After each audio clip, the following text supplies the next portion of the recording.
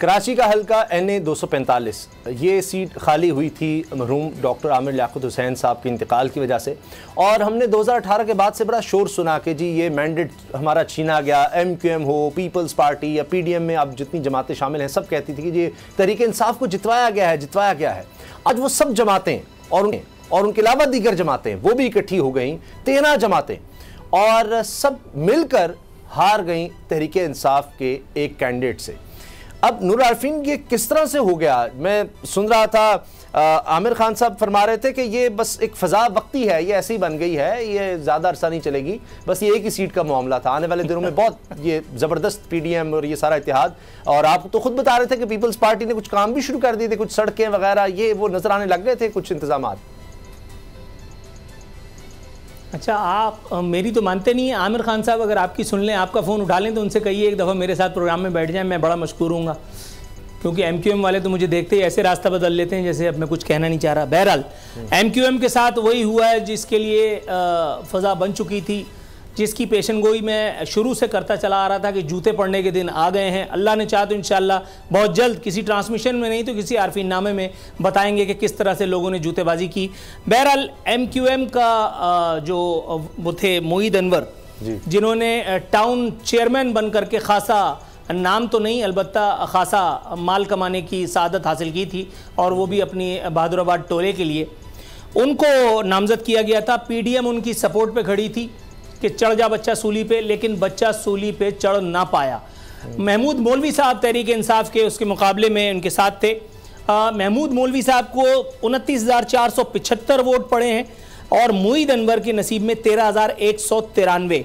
तमाम उम्मीदवारों की ज़मानतें इस हल्के में जब्त हुई हैं। यानी गोया अंदाज़ा लगाइए कि ये जो लोग हैं PDM के हिमायत याफ्ता मोईद अनवर, PDM और MQM दोनों को मुँह की खानी पड़ी। आधे वोट भी उनके यानी PTI उम्मीदवार के वो नहीं ले सके।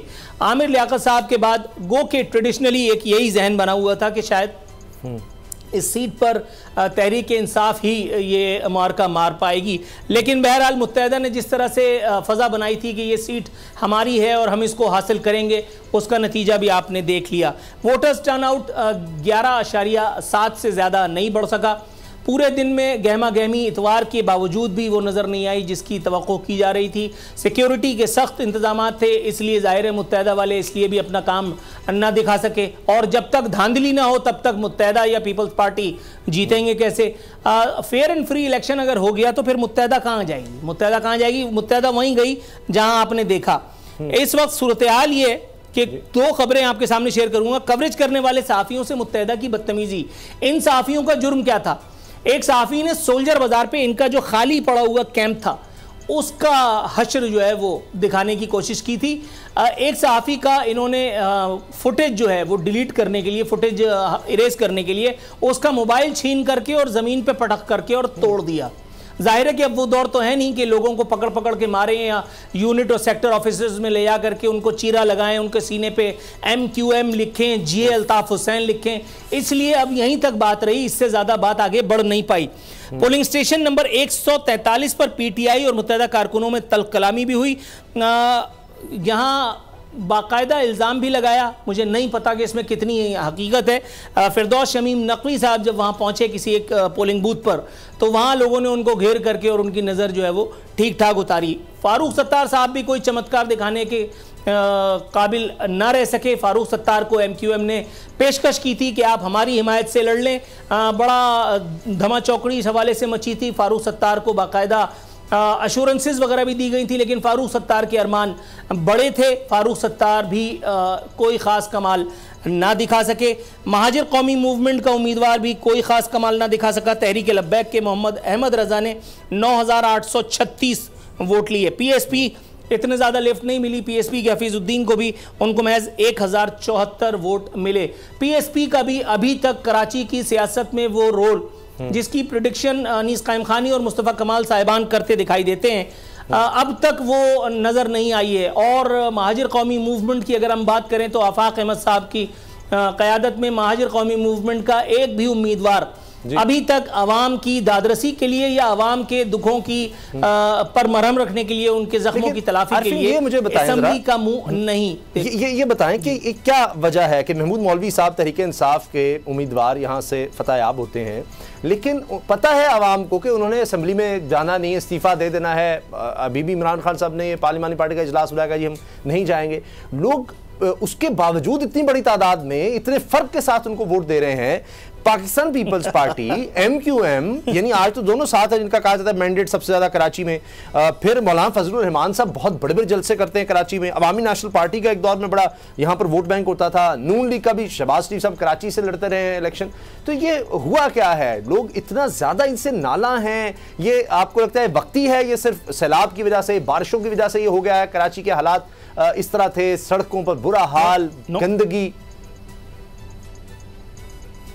भाई साहब, ये हजरत इमरान खान की हैंडसमता है जो इस वक्त सर चढ़ करके बोल रही है। इस वक्त इमरान खान का नाम खंबे पे लगा दो, खंबा वोट जीत जाएगा, खंबा इलेक्शन निकाल लेगा। इस वक्त बिल्कुल वही सूरत हाल हो गई है जैसी कभी MQM के साथ थी। MQM का हिमायत याफ्ता कभी हार नहीं सकता था।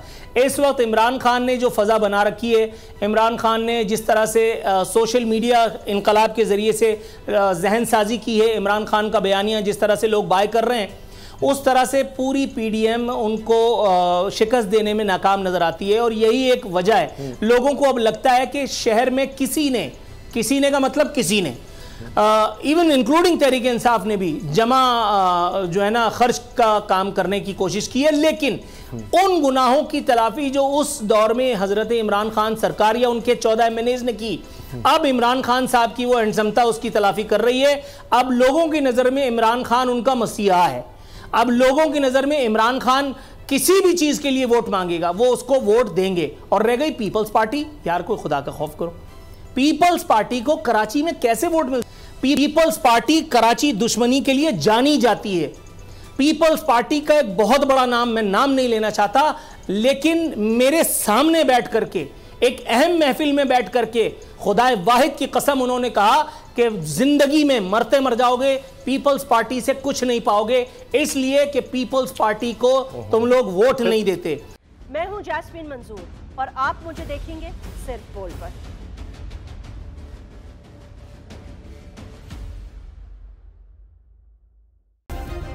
सब्सक्राइब करें और बेल दबाएं ताकि कोई खबर रह न जाए।